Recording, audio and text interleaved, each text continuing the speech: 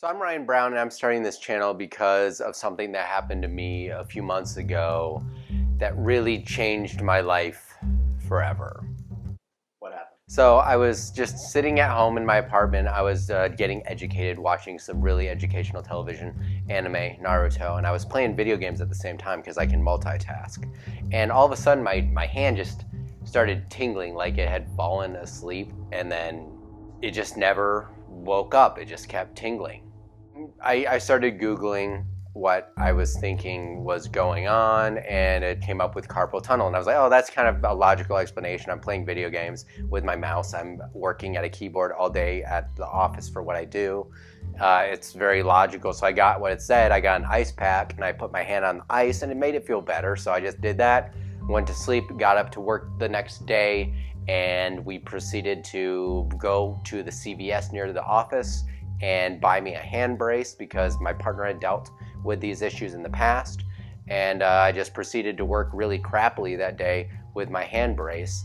And that was kind of the end of it. The only problem was it kept going and going. Now, after a few days, I was assuming that it could take a while to get better, but I started noticing that not only was it tingling in my palm and the normal front couple fingers that carpal tunnel affects, it was actually starting to tingle in my pinky finger and my ring finger, which is not carpal tunnel. So then again, I started Googling. I need to preface this with I have really bad OCD. I have a past of anorexia and really strong addictive like tendencies. So when I really get on something, I really get on it. So I was Googling all over the place, and I came up with this thing called cubital tunnel, which again is a very common thing, especially for people today that use their phones and bend their elbows a lot. I was thinking, okay, maybe I pinched a nerve here in my wrist and in my elbow, and it was affecting now my pinky and stuff like that. It's very logical. I'm on my phone all the time. People complain about it all the time. And so, all right, I'm gonna have to learn how to either use my left hand or not use my phone. So that's kind of where my head was at this point. But after a little bit of time, I went back home to visit my family in Salt Lake City, Utah. Don't dox me. And it got worse. Hang on, so why did you go back to Salt Lake City? So I went back to Salt Lake City mostly because I have had a really hard time in LA. I moved out to LA when I was 20. I had a really hard time being on my own, and I'm a mama's boy. At this point, I just chalk it up to me being a mama's boy, and I needed to go home. And so I went back, and something I started noticing was that within about a week or so of being back, my not only was my one hand now being affected, but it jumped to my other hand. Oh crap, like now this thing is spreading. So I decided then to go to the doctor and get that finally checked out. And what he told me was, all right, you tap my wrist. So I was like, yeah, you got carpal tunnel. And I was like, well, these fingers are affected too. And he's like, yeah, it's very possible. Kids today are on their phones all the time. And you probably just got a little cubital tunnel, some carpal tunnel, some pinched nerves. And I was like, all right, I'll take it easy. I won't work out so hard at the gym, which I didn't necessarily do. And I was just going to go from there. So what happened next? What was like the next incident? So the next incident was me and my brother were hanging out. My parents were still out of town. I was still kind of freaking out about this every day a little bit because it was very weird to me that I was starting to go to the other hand. And then the next morning I woke up and my whole back, my spine, the bone itself, from neck to tailbone, was just on fire. It felt like I had slept on hot coals. I woke up and I was freaking out. So I was like, okay, I'm going to the doctor. I went to urgent care. That's kind of where all of this began to really escalate for me mentally and physically. So you went to urgent care, and how did they treat you there? What happened? So I talked to the doctor on tap that day, and I was like explaining all these things that had been going on the last couple weeks, and he was kind of thinking it was just like a couple pinched nerves.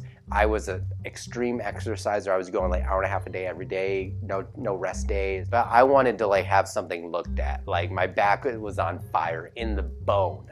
In the bone it was hurting, not around a sore back. It was in the bone. So we did an x-ray because that's what was available there. I was like, okay, good, we're doing something. X-ray came back completely normal. And I was like, okay, maybe it is a couple pinched nerves and I'm freaking out. And I'll freak out later, but I'll calm down right now. So I went home, just started laying on some ice and watching some SpongeBob. I was hoping that it would go away. This whole time I'm Googling things and I'm kind of looking into possibilities, and I was looking at back burning and all the stuff with the hands and the tingling, and one of the things that came up was MS.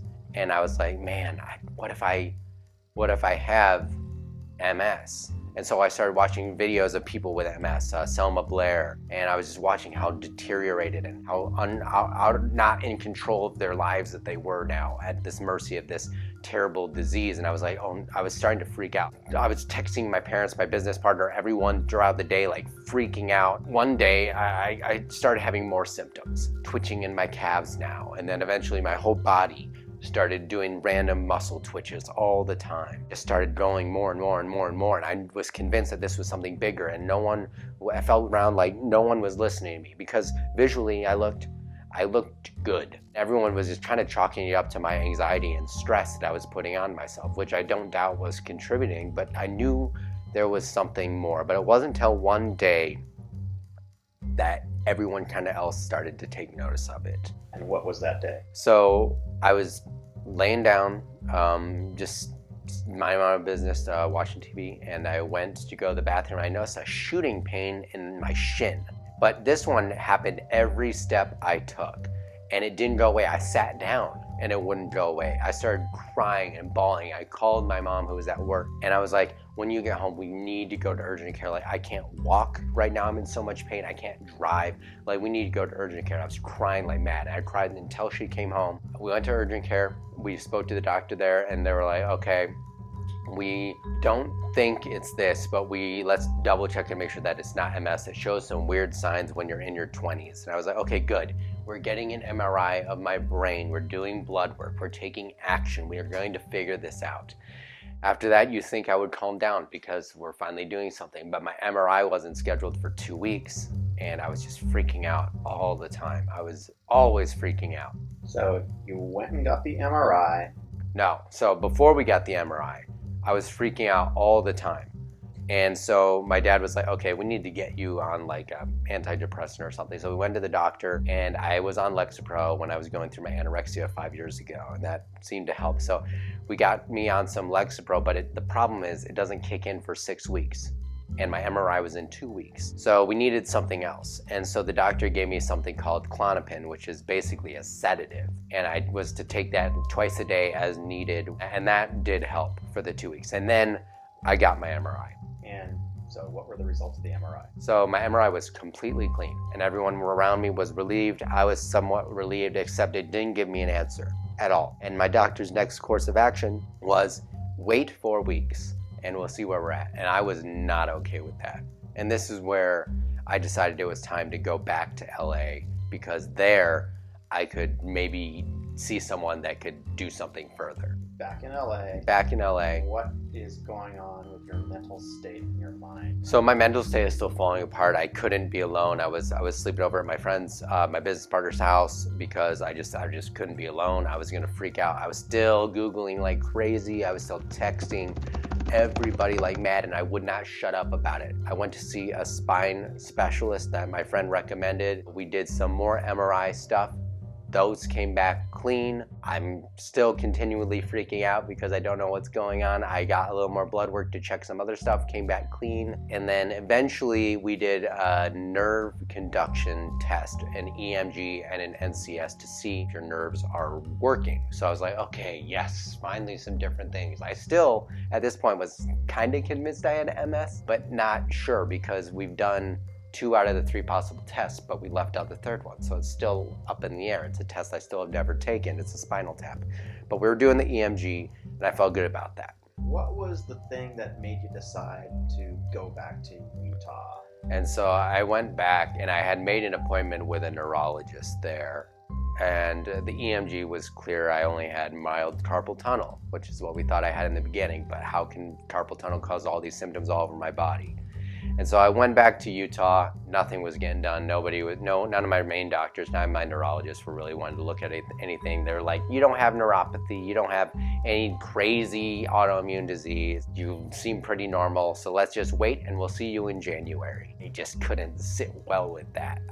nothing was being done, and I was still having these things that it was progressing. It was in my face now, tingling, and in the back of my head, and in my crotch, and in my butt, and it was like getting crazy. I was getting burning feelings. I okay, gotta take this in my own hands. I started looking at other doctors, and I found out that there's a thing where you can get a skin biopsy and they can look at your nerves. What they see there can't be seen on any other test. So I ended up getting that test.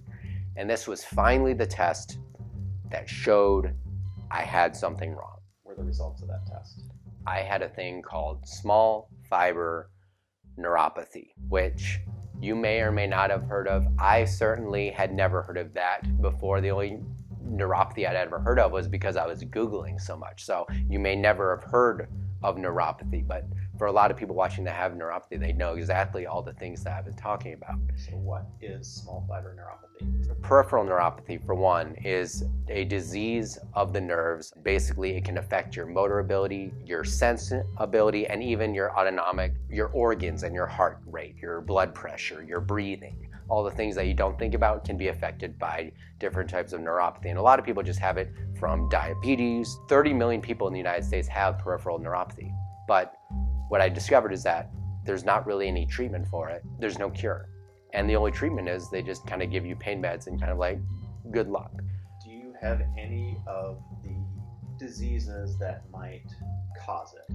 We don't know. I'm something they call idiopathic, which means the whole reason I started this channel is because I refuse to let something that affects so many people, not just me, take down and change this many lives. It's debilitating.